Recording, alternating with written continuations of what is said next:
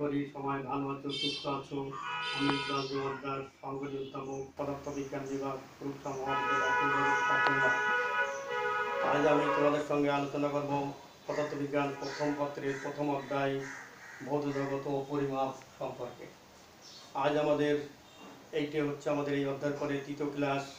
গত ক্লাসে আমরা আলোচনা করেছিলাম দশকের সূচক, তাদের নাম এবং উদাহরণ, দৈর্ঘ্য, ভরের ক্ষুদ্র একক এবং বৃহত্তর সূত্র সম্পর্কে আমরা গত ক্লাসে আলোচনা করেছিলাম।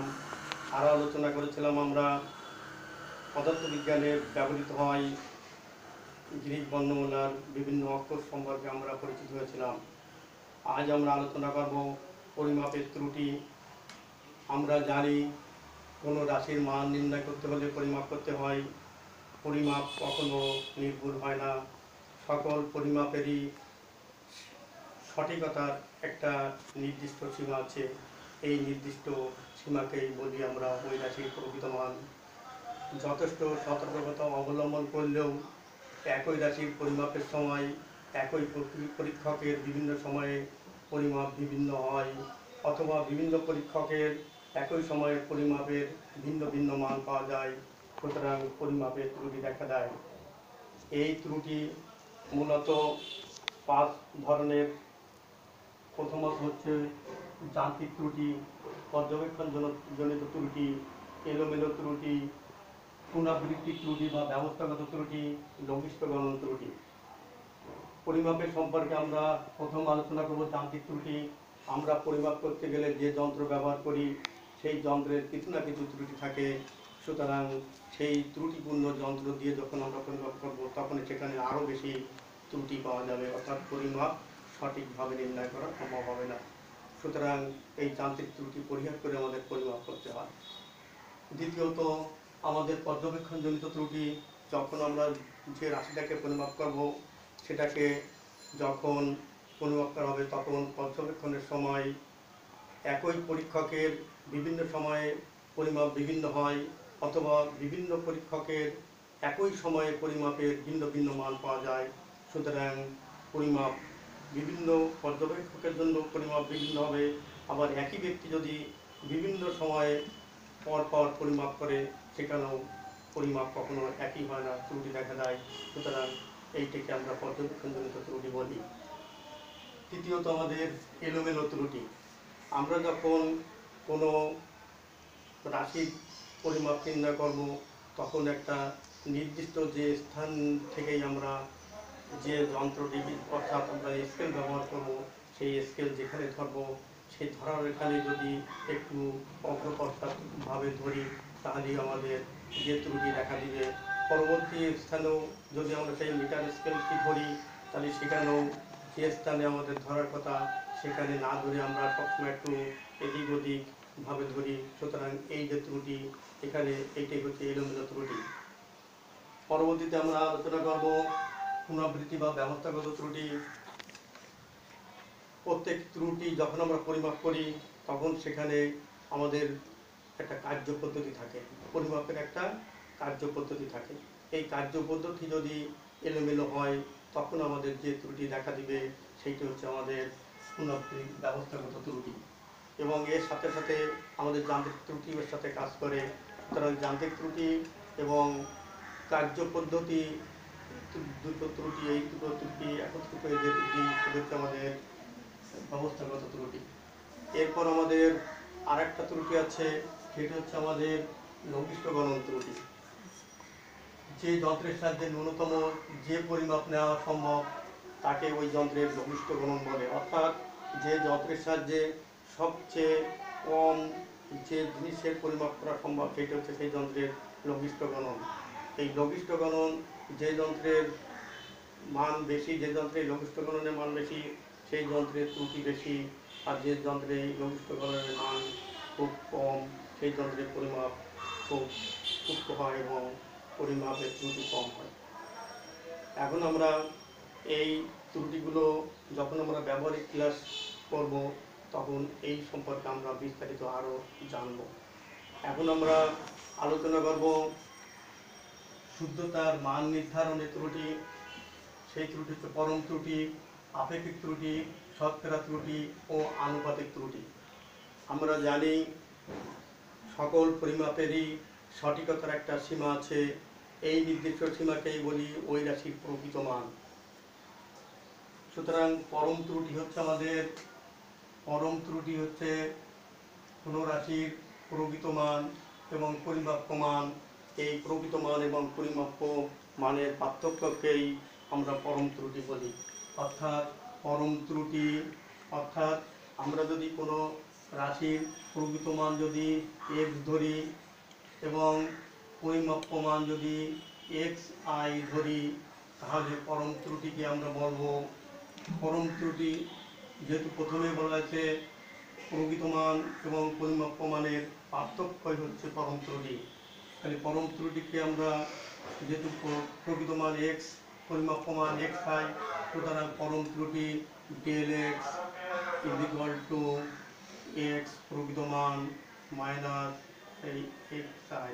এখানে মাইনাস ঠিক বলা যাবে না, এটি হচ্ছে আমাদের এই ডবল চিহ্ন, এটি হচ্ছে আমাদের এই যে পরিমাপ্য মান, এটা ধনাত্মক হতে পারে, ঋণাত্মক হতে পারে। অর্থাৎ প্রকৃত মানের চেয়ে পরিমাপ্য মান বেশি হতে পারে, কমও হতে পারে। সুতরাং এই পরম ত্রুটি সবসময় ধনাত্মক বা ঋণাত্মক মান পাওয়া যাবে। কিন্তু আমাদের গাণিতের সুবিধার জন্য পরম ত্রুটির পরম মান সবসময় আমরা ধনাত্মক হবে, পরম ত্রুটির পরম মানটা সবসময় ধনাত্মক হবে। সুতরাং এই সমীকরণ থেকে আমরা পরিমাপ্য মান xi equal to x plus minus এই ডেল এক্স, এই ডেল এক্স হচ্ছে আমাদের পরম ত্রুটি, আর x হচ্ছে প্রকৃত মান, আর xi হচ্ছে আমাদের পরিমাপ্য মান। এখানে আরেকটা বিষয় জানা উচিত, মনে করি x একটি রাশি, তার n সংখ্যক বার যদি সেই রাশিটিকে পরিমাপ করি, তাহলে আমরা সেই যতবার পরিমাপ করি তারই গড় করলে যে মানটা পাবো সেটি হচ্ছে সেই রাশির প্রকৃত মান হিসেবে আমরা ধরি। অর্থাৎ x এর একাধিক মান পরিমাপে একাধিক মান পেলাম, x1, x2, x3 dot dot xn, তাহলে এদের গড় করে যদি সেই সংখ্যা দ্বারা ভাগ করি তাহলে প্রকৃত মান x বার এই গড় মান। অর্থাৎ একাধিক পরিমাপের গড় করে যে মানটা পাওয়া যাবে সেটাকে আমরা প্রকৃত মান হিসাবে ধরে নেব।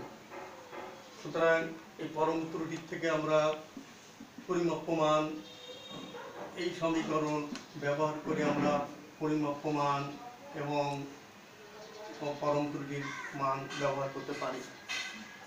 ধরি কোনো দণ্ডের পরিমাপ্য মান li is equal to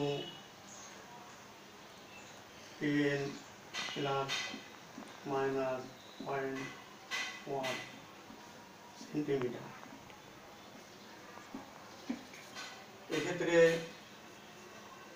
প্রকৃত মান l is equal to 10, পরম ত্রুটি del l is equal to 0.1 centimetre. তাহলে পরিমাপ্য মান হবে 10 প্লাস 1 সমান সমান 10.1 সেন্টিমিটার। এটা হচ্ছে পরিমাপ্য মান, আর এইটা হচ্ছে আমাদের প্রকৃত মান, এটা হচ্ছে পরম ত্রুটি। এখন আমরা আলোচনা করব আপেক্ষিক ত্রুটি। তাহলে পরম ত্রুটি আমরা ডেল এক্স ব্যবহার করলাম, এটা হচ্ছে আমাদের আপেক্ষিক ত্রুটি। আপেক্ষিক ত্রুটি, এই পরম ত্রুটি এবং প্রকৃত মানের যে অনুপাত, এই অনুপাতকে বলি আমরা আপেক্ষিক ত্রুটি। অর্থাৎ আপেক্ষিক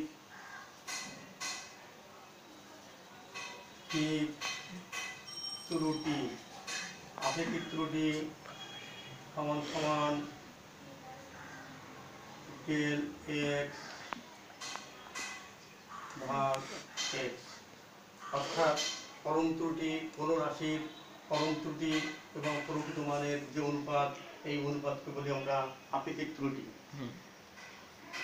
এখন আমরা আলোচনা করব শতকরা ত্রুটি। শতকরা ত্রুটি,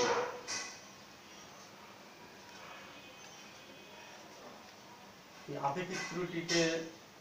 আপেক্ষিক ত্রুটিকে যদি আমরা শতকরা প্রকাশ করি, তখন আমরা যে মানটা পাবো সেটি হচ্ছে আমাদের শতকরা ত্রুটি। অর্থাৎ ডেল এক্স ভাগ এক্স, অর্থাৎ পরম ত্রুটি এবং প্রকৃত মান এর অনুপাতকে 100 দ্বারা যখন গুণ করব, তখন আমরা যে মানটা পাবো সেটি হচ্ছে আমাদের শতকরা ত্রুটি। অর্থাৎ শতকরা ত্রুটি হচ্ছে আপেক্ষিক ত্রুটিরে আপেক্ষিক ত্রুটি আপেক্ষিক ত্রুটি গুণ 100%। আপেক্ষিক ত্রুটি গুণ 100%, এটা হচ্ছে আমাদের শতকরা ত্রুটি। এখন আমরা এই বিষয়ে একটা প্রশ্ন দেখি। যদি বলা যায় কোনো দণ্ডের পরিমাপ্য দৈর্ঘ্য এই 10 ±0.1 সেন্টিমিটার, এত সেন্টিমিটার হয় পরিমাপ্য দৈর্ঘ্য, তাহলে এই দণ্ডের পরম ত্রুটি, আপেক্ষিক ত্রুটি এবং শতকরা ত্রুটি কত হবে? সেক্ষেত্রে আমরা পরম ত্রুটি আমরা দেখেছি, পরম ত্রুটির সূত্র অনুসারে আমরা মান বসিয়ে দেব। তাহলে এই ক্ষেত্রে দেখা যাচ্ছে যে পরিমাপ্য মান 10 ±0.1। এক্ষেত্রে প্রকৃত মান এল = 10 সেন্টিমিটার, পরম ত্রুটি ডেল এল = 0.1 সেন্টিমিটার।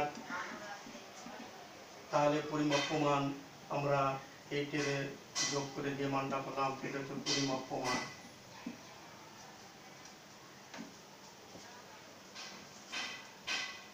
সুতরাং পরম ত্রুটি হবে প্রকৃত মান এবং পরিমাপ্য মানের যে পার্থক্য, সেই পার্থক্য হচ্ছে আমাদের পরম ত্রুটি। তাই পরম ত্রুটি আমরা ডেল এল = প্রকৃত মান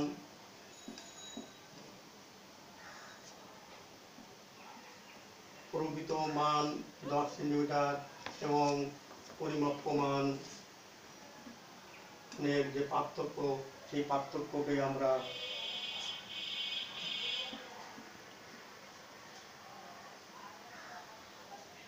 0.1 সেন্টিমিটার। তাহলে এটা হচ্ছে আমরা পরম ত্রুটি পেয়ে গেলাম 0.1 সেন্টিমিটার। অর্থাৎ পরিমাপ্য মান এবং প্রকৃত মানের যে পার্থক্য, সেই পার্থক্য থেকেই আমরা পরম ত্রুটির মান পাওয়া যায়। এবার আপেক্ষিক ত্রুটি। আপেক্ষিক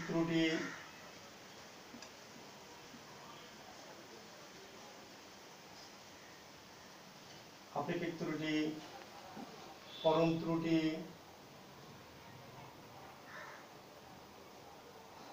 প্রকৃত মান। তাহলে এখানে পরম ত্রুটি আমরা পেয়েছি 0.1 সেন্টিমিটার, প্রকৃত মান 10 সেন্টিমিটার।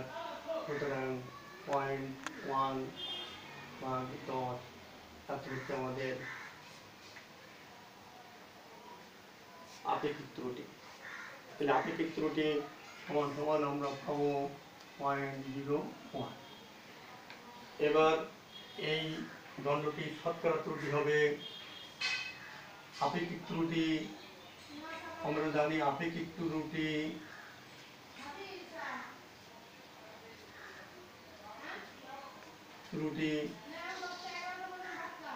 গুণ 100% সমান সমান শতকরা ত্রুটি। সুতরাং আপেক্ষিক ত্রুটি আমরা পেয়েছি, শতকরা ত্রুটির সূত্র আমরা পাবো ডেল এল বাই এল গুণ 100% সমান সমান শতকরা ত্রুটি।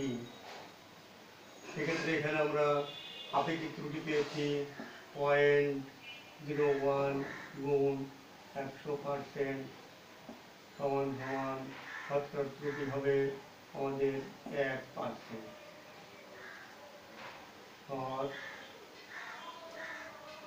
শতকরা ত্রুটি, শতকরা ত্রুটি হচ্ছে আমরা এই দণ্ডটির 1%। সুতরাং আমরা ওই দণ্ডের করণ ত্রুটি পেলাম, আপেক্ষিক ত্রুটি পেলাম এবং শতকরা ত্রুটিও আমরা পেলাম। এখন আমরা আলোচনা করব আনুপাতিক ত্রুটি।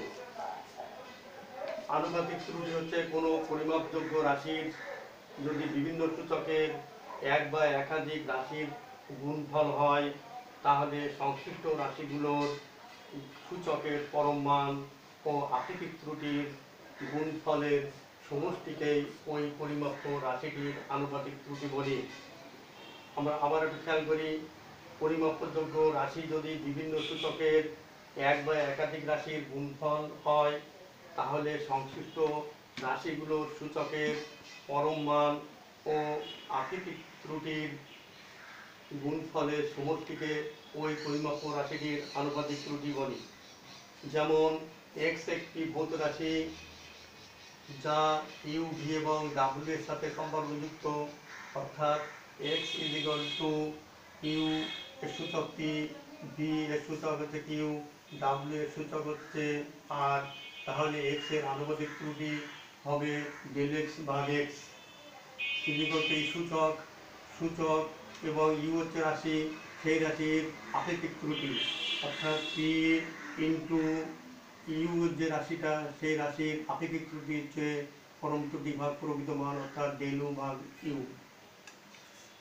যোগ এই পরবর্তী যে রাশি ভি, সেই ভি এর সূচক হচ্ছে কিউ, তাহলে কিউ ইন্টু এই ভি এর আপেক্ষিক ত্রুটি ডেল ভি বাই ভি, যোগ ডাব্লু সূচক হচ্ছে আর, তাহলে আর ইন্টু ডেল ডাব্লু ভাগ ডাব্লু, এই সবগুলোর সূচক এবং সেই রাশির আপেক্ষিক ত্রুটি, এই সবগুলোর রাশির সূচক এবং আপেক্ষিক ত্রুটির যোগফলই হচ্ছে ওই মূল এক্স রাশিটির আপেক্ষিক ত্রুটি।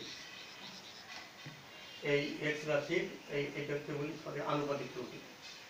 উদাহরণস্বরূপ আমরা বলতে পারি,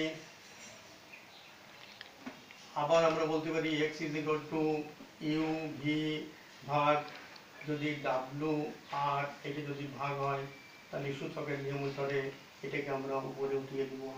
সুতরাং আনুপাতিক ত্রুটি, এক্স এর আনুপাতিক ত্রুটি ডেল এক্স ভাগ x equal to p into del u ভাগ u plus u into del v ভাগ ভি প্লাস এখানে আমাদের মাইনাস সূচকের ঋণাত্মক চিহ্ন সবসময় পরিহার করতে হবে। আমাদের মনে রাখতে হবে সূচকের ঋণাত্মক চিহ্ন সবসময় পরিহার করতে হবে, সবসময় আমাদের পরম মান অর্থাৎ ধনাত্মক চিহ্নই ব্যবহার করতে হবে আনুপাতিক ত্রুটির ক্ষেত্রে। সুতরাং এই আর এর ধনাত্মক ঋণাত্মক মান থাকলেও এখানে আমাদের ধনাত্মক মান, আর ডাব্লু এই যে রাশিটা এর আপেক্ষিক ত্রুটি ডেল ডাব্লু বা ডাব্লু, এই সবকটার যোগফলই হচ্ছে এই রাশিটির এক্স এর আনুপাতিক ত্রুটি। এখন এই আনুপাতিক ত্রুটিরে যদি আমরা এক্স ডেল এক্স ভাগ এক্স এটাকে যদি আমরা 100 দ্বারা গুণ করে দিই, তাহলে আমরা এই রাশিটির শতকরা ত্রুটি পাবো। সুতরাং এখন একটা আমরা প্রশ্ন করি, কোনো গোলকের পরিমাপ্য ব্যাসার্ধ আর ইজ ইকুয়াল টু, কোনো একটা গোলক, সেই গোলকের পরিমাপ্য ব্যাসার্ধ R is equal to 10 plus minus 0.1 centimetre. এখন প্রশ্ন হচ্ছে সেই গোলকের, এই যে গোলক এর ব্যাসার্ধ হচ্ছে আর, এর মান আমরা পেলাম এটা। এখন প্রশ্ন হচ্ছে এই গোলকের আয়তনের শতকরা ত্রুটি কত। আয়তন, গোলকের আয়তন আমরা জানি ভি, ভি সমান সমান আমরা জানি 4/3 পাই আর কিউ।